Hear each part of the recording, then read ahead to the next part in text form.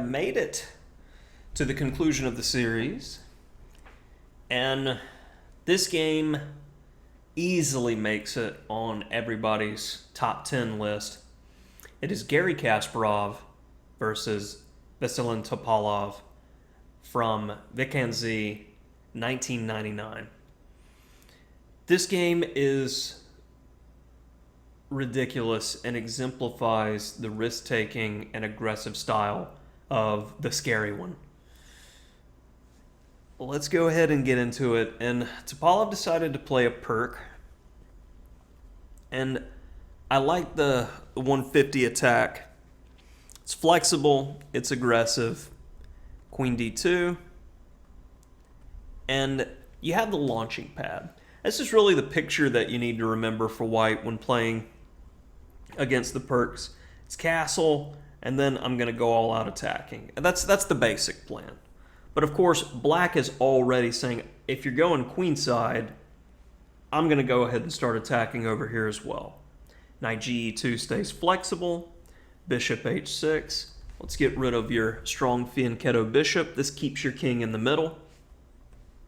Bishop b7. a3, slowing down any potential attack. Castle queenside. And king b1. A nice prophylactic move that's seen in Sicilians as well when white castles queenside. Holds down the structure quite nicely. And this is a good place to start. First question, what do you play with white here? What's going on? Okay, so we need to finish development. And it's pretty critical to be able to be nettlesome, be bothersome to our opponents. So in this position, I think some players would think g4 here. It takes space, but black's king isn't committed to the king side. So that attack isn't the optimal way to play. And black could definitely be getting some counterplay after e takes d4, followed by knight e5 or c5. So I really like the move that Kasparov plays here, knight c1. It frees up the bishop, and it begins to improve the worst placed minor piece with knight b3. And now that black's king is castled queenside, he's less apt to go all out pushing the pawns.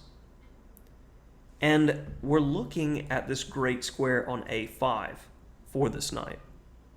After e takes d4, rook takes d4.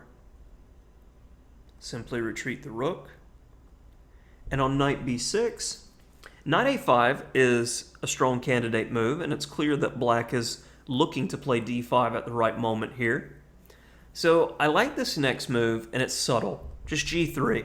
There's not a good square for the f1 bishop to develop to, because e2 is passive.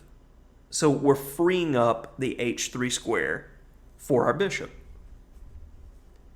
Now knight a5, bishop h3. All of white's pieces are ready and in the game. d5 is the natural move. So let's go ahead and pause again and take stock. What would you do with white here? Improve your pieces. So we've got a rook on h1 that's not doing anything, and our queen is now a bit off sides since the black king has ventured to the queen side. This move d5 did open up some possibilities, so full credit with the move queen f4 check.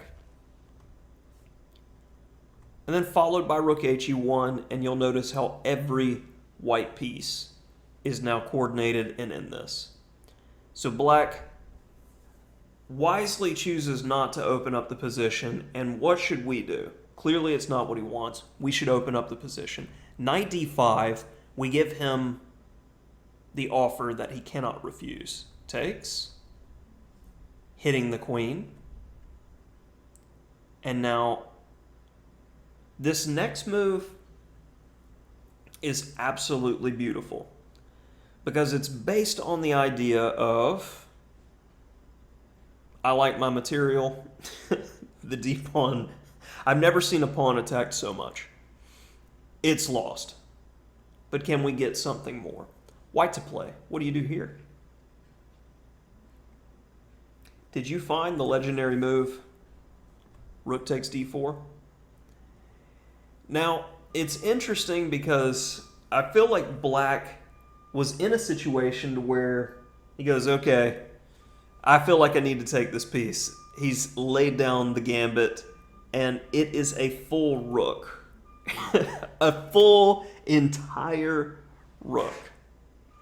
But the best move was probably king b6, where we're leaving all these motifs hanging in the air. Black did in fact take the piece. And now, after taking, this is where you need to go into a long think. Because I know Kasparov had to have, before sacking a rook like this, to see that he was going to get compensation. Alright, hopefully you paused the video and went into a deep think. So the first move to kick off the combination is rook e7. And you go, well, what's wrong with taking the rook?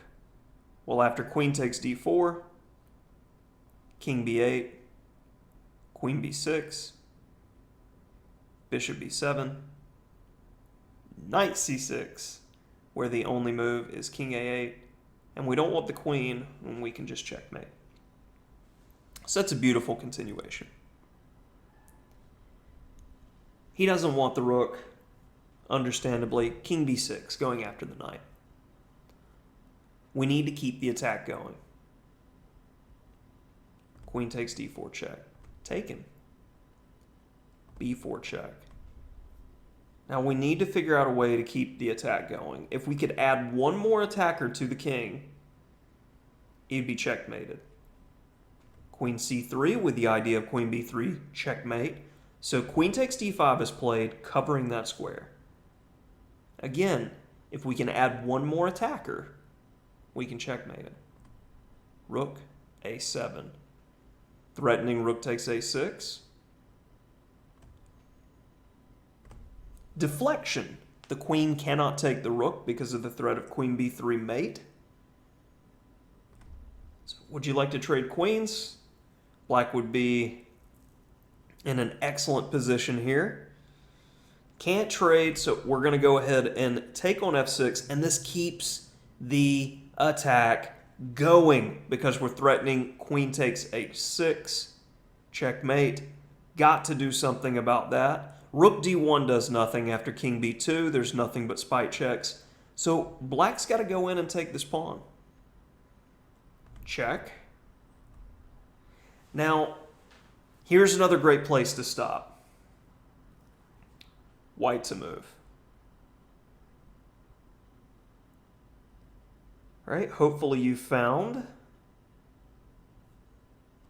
c3 check, because if black elects to go queen takes c3, after queen takes b5, things end quite quickly here.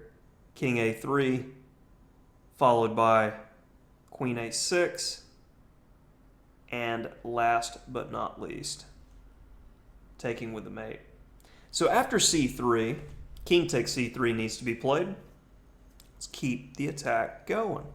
Queen a1 check. Queen b2 check. Bishop f1. Now, good question. If he takes on f1, what is best play? If black takes on f1, check, check, mate. Rook d2 was played in the game. Now white to play. Rook d7. Winning the queen. The rook on h8. Now we need to finish things off and get the win.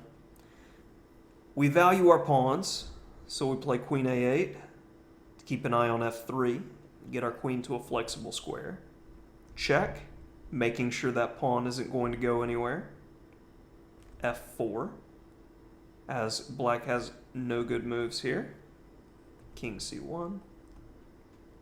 And after queen A7, black is in Zugzwang and resigns. Say if he plays rook D1, king C2, rook D2, king takes C3, and he is still in a no way to survive situation. Absolutely beautiful game by Garry Kasparov, and it's why he is a legend of chess. Just beautiful, beautiful games. Hopefully you enjoyed this series on the best of chess, the finest games in chess history.